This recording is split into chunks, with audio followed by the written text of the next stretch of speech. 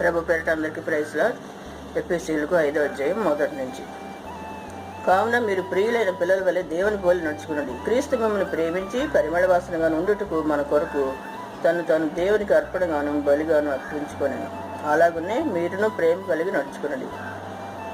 మీలో జాగ్రత్తమే కానీ ఏ విధమైన అపవిత్రతే కానీ లోపత్రమే కానీ వీటి పేరైనా ఎత్తకూడదు.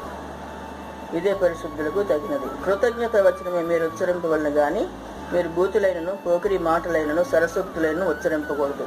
ఇవి మీకు తగవు. దేవుడు వద్దన్న పనులు మనం ఇవి కూడా చేయకూడదు. ఆయనకి ఇష్టంగా మనం జీవించినప్పుడు ఆయన ఆశీర్వాదాలకి పాత్రలు అవుతాం. అంతేగాని ఆయన పోలి ఎప్పుడైతే నడుచుకుంటాం మనం ఆయన జీవులు మెండుగా మనకు అనుగ్రహిస్తాడు. ప్రతి ఒక్కరు కూడా దేవునికి ఇష్టంగా జీవించాలి. కొంతమంది దేవుళ్ళనే ఉంటారు కానీ కొన్ని పాటించరు. కాబట్టి అన్నీ పాటించాలని ప్రభు చెప్తున్నారు అనమాట. ఆయనకి ఇష్టంగా మనం జీవించాలి. ఆయన పోలి నడుచుకోవాలంటే